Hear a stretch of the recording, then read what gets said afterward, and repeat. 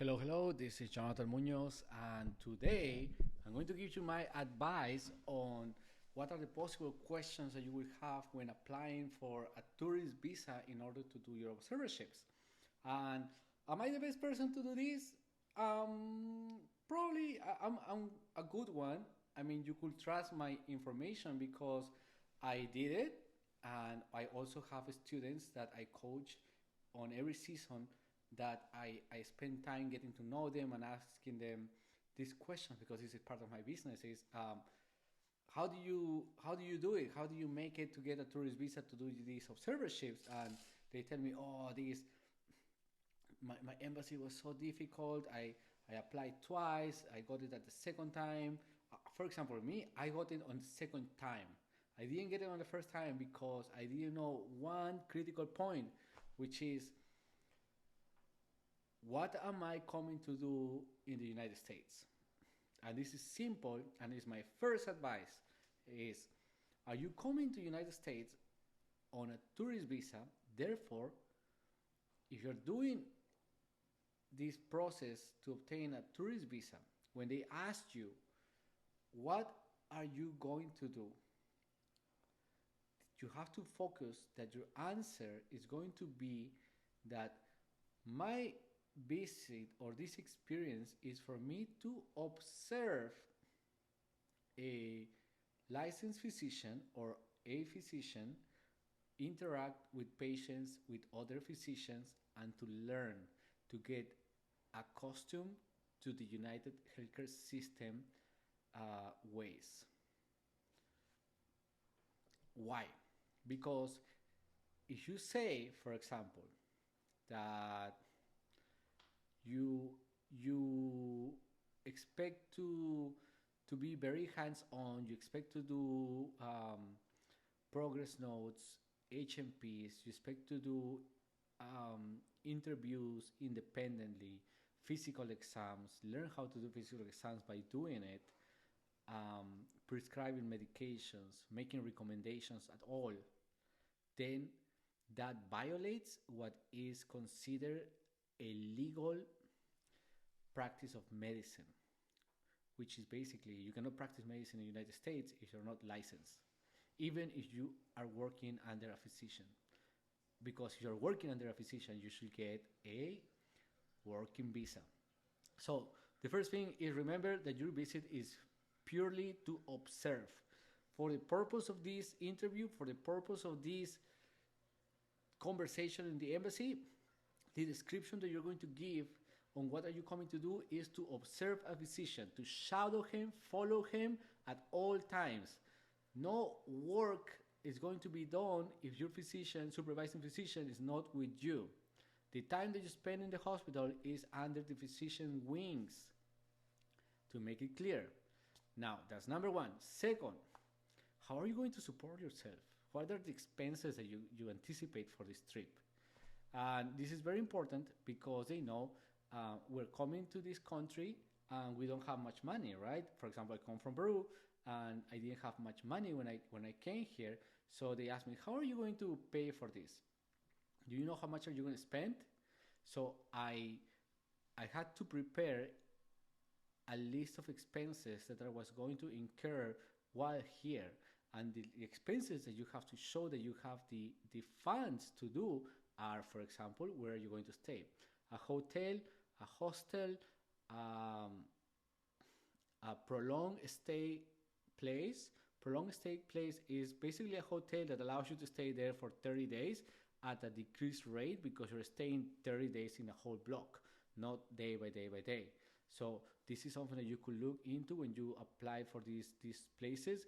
Look around the area if there are prolonged stay um, accommodations.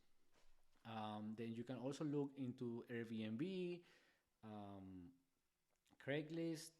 Craigslist is probably the best for a 1 month to 2 month rental because otherwise you have to pay for a lease and leases are costly. Leases have different contracts. So I think Craigslist will be the best place for you to start.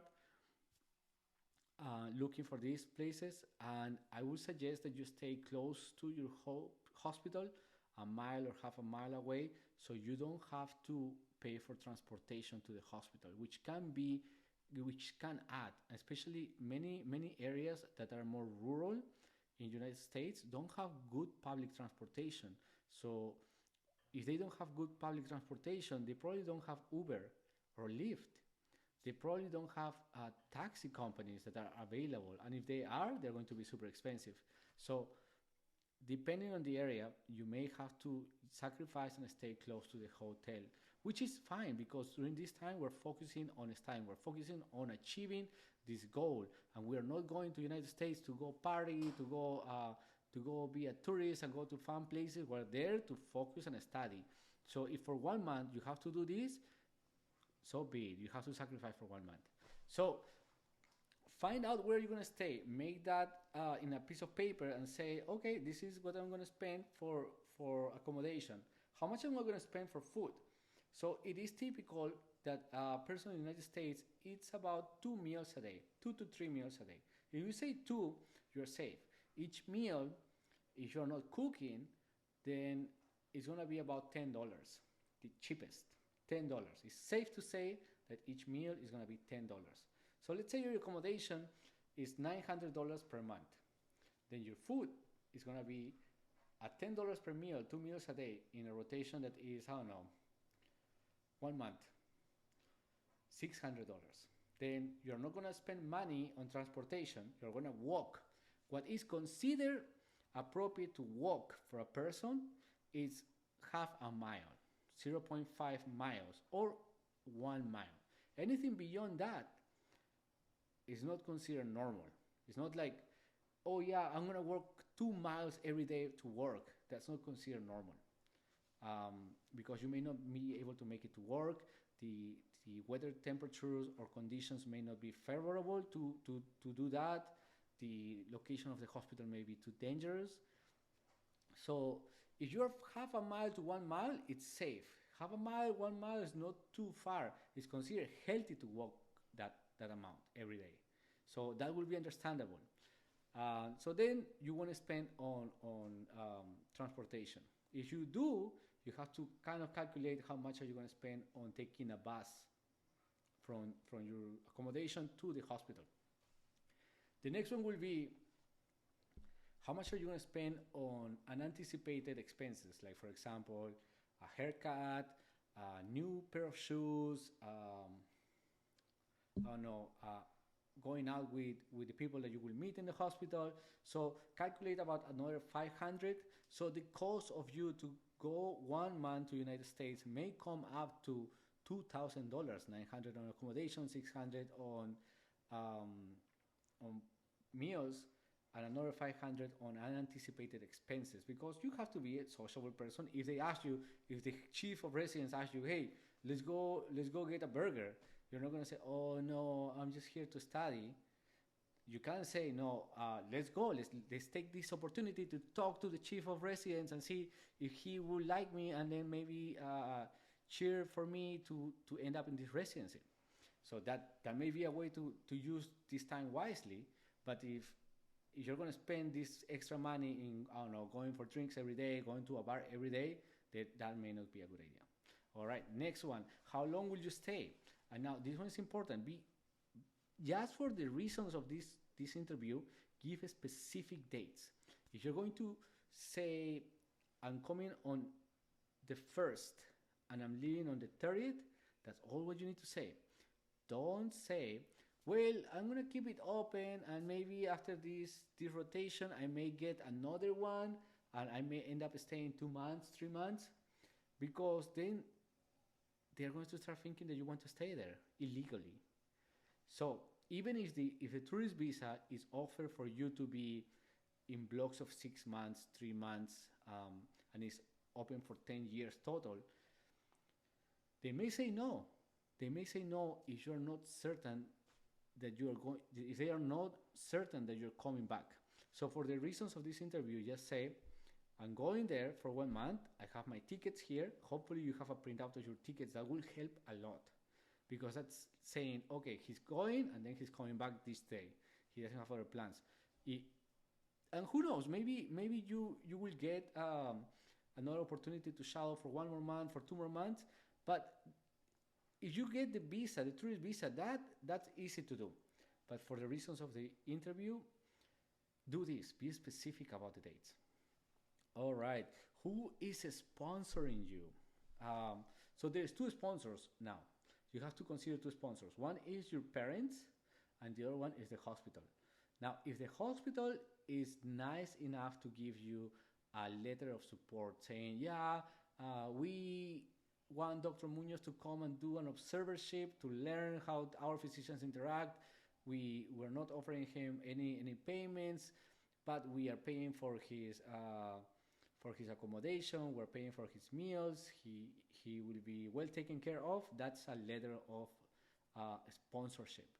But a letter of support is just them saying, yes, Dr. Munoz have contacted us, and we agree that he will come and do his observership here, but he will pay for his own accommodation, his own meals. He's responsible for anything else. So you have to show that. Hopefully you have proof of medical insurance. Hopefully you have proof of a bank account with enough funds. And make sure that if you're going to show a bank account with funds, make sure it's twice as much as you are supposed to use in the United States. Why? Because if this bank account is in your father's name, then if you use all his money, the embassy is going to think, oh, this person is going to leave his parents bankrupted. And then they're not going to give you your visa. So we have all this. And then one important aspect is for you to show ties to your country. This is very important, guys, because even if you're a physician, they won't believe that you want to do the right things because they have been lied before. So they want to be able to say that this person is safe to go. So show ties. If you are working in a hospital right now, while applying, while trying to do this, maybe apply to the visa interview when you have a job. Because then you have a tie. Then you can say, oh yes, I'm just going there for 1 month, and then after that I will come back to continue working. Because I'm not a resident in the United States yet. I'm still having to work to support my life here. I have responsibilities here. So hopefully that's something that you can show as a tie. And I think the other one, we talk about how long will you stay. We said the specifics. What is an observership? No hands-on, nothing involving you taking care of patients. Which hospital? Why not a different one? Well, the only reason is because I like the area, I like to practice there, I like the programs that are there. And if you go too much in detail in which hospital and say, well, because it's very difficult to find a hospital where to do an observership, you may be putting things a little complicated. Just start with the positives. Start with positives. I like Missouri. I like the mountains in Missouri. I want to practice there, and they were very kind. Oh, don't forget to put them as the kindest. Remember, you have to also give them praise, compliment them. This hospital was very kind. Their hospital director was very kind to offer me this observership, and I took it. I'm very excited to go to such a beautiful state. Things like that, right? And who's sponsoring you? What are the expenses you anticipate? Very important to get to know the expenses and have it in paper. Any documentation that you have from the hospital or program that is accepting you, show it. It's public. It's not that you're hiding something. If they accepted you and there is a good amount of documentation that say yes, you can come here, and it's not going to compromise this. For example, no, don't show emails that say, well, we will let you do physical exams and do progress notes. Then don't show that, because that is violating the rules. Remember, in the United States, you can only practice if you are licensed. All right, and that's all for me today. I hope these couple of questions I found are of help to you. I did the same. I kind of covered the same aspects when I applied before, and I was rejected the first time because I told them that actually it was a very simple mistake. I told them that how are you going to support yourself? And I said, well, I hope to find a little job while I'm there, and hopefully I can make some money so I can help myself and survive. They didn't like it because then that entails um, working illegally.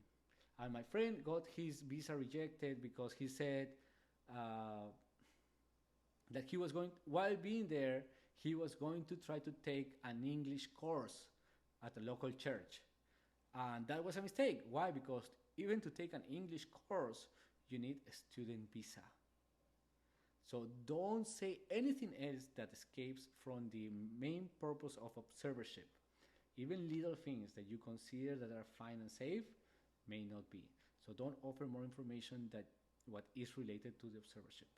All right, guys, that's all for today. Thank you.